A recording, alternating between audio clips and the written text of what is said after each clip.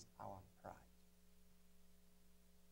Understanding make outstanding. Without understanding of who we are and whose we are, we cannot know where we are coming from and where we are going.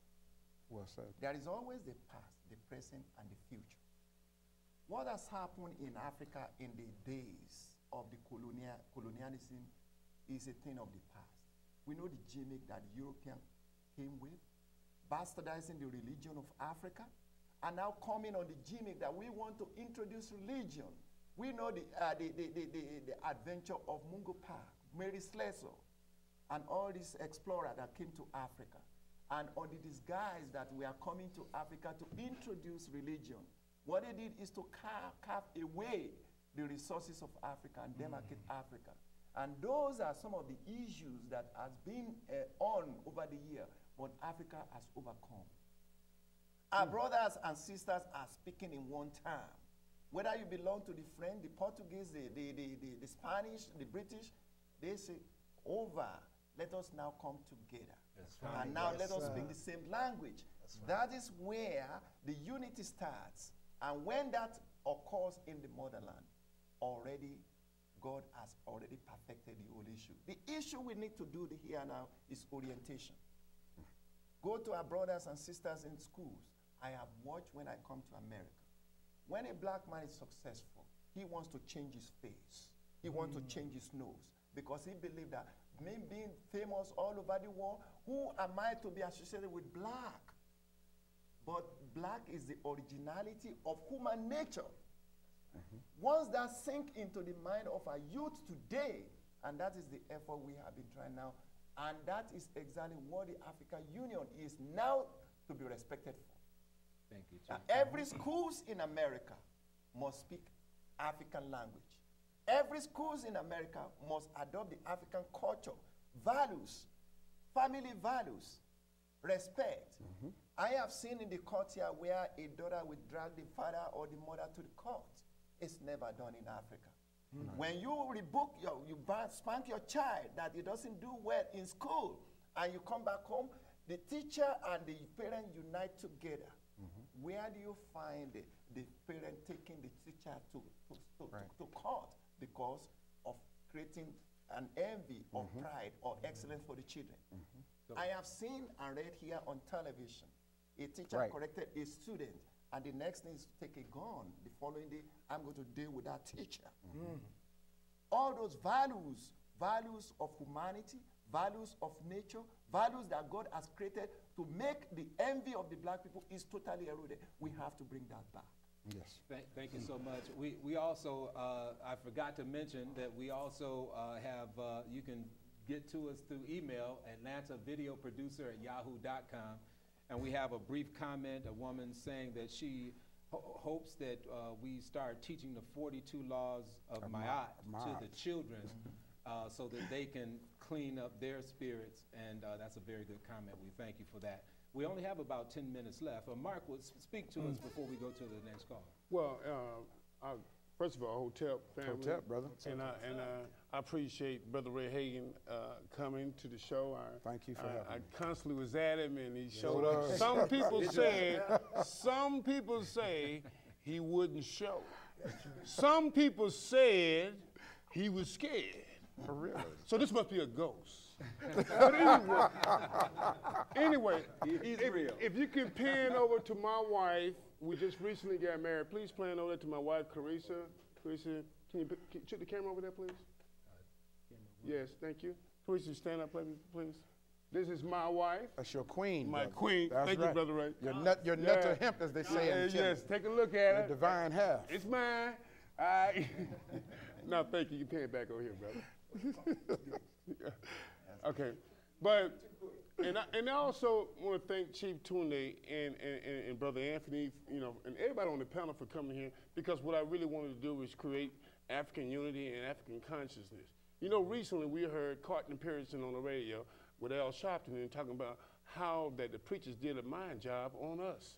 They're the one, the gatekeepers, keeping us from leaving the mental plantation and coming out to another spiritual awakening as both of these brothers. We need both of these brothers. We need African unity and empowerment, and we need African consciousness and awareness.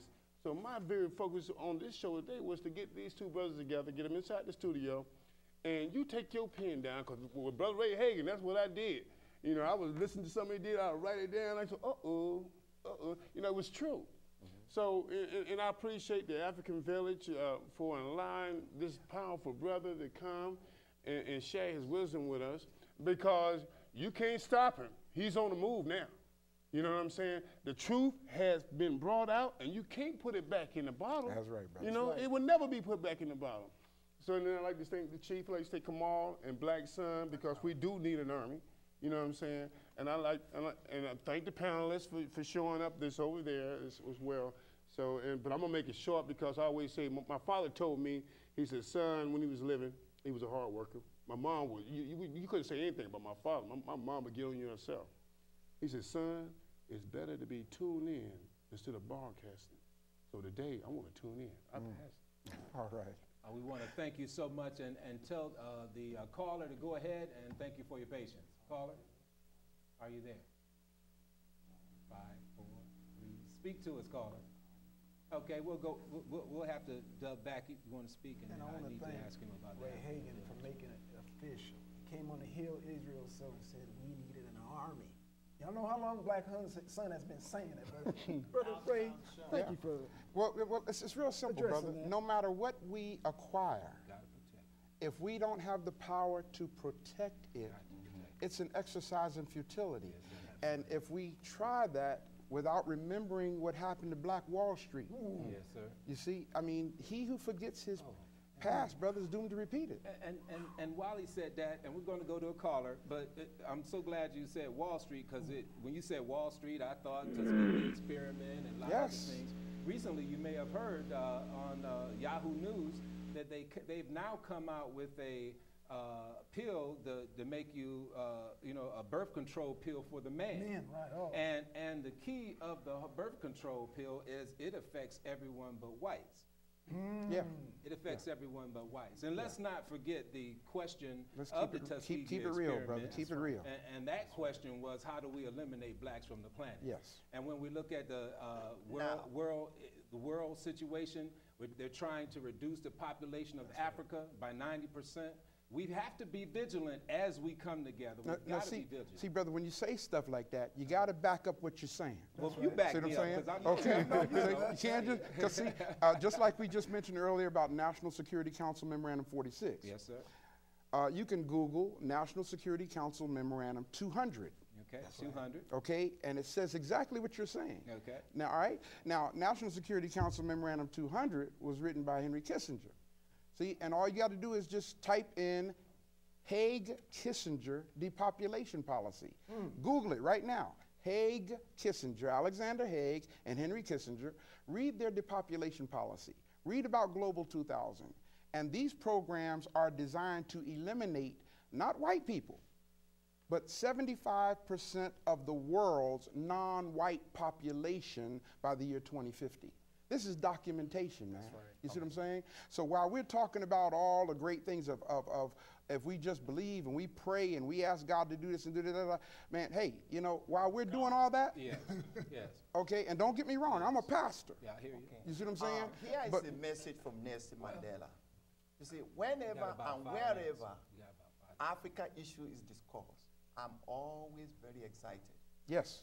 Mandela says, any power without economic power is no power. There's no power at all. That's right.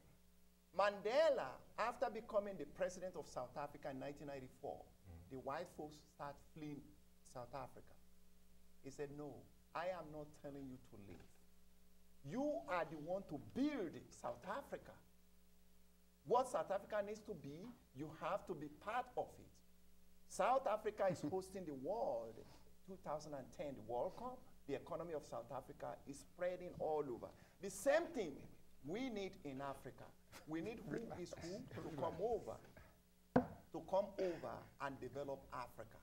What you say, what I said, what people on the street, for people at home, look into and agreed on is for the upliftment of Africa. And once we understand language, that language, the generation unborn will be better for it. I agree.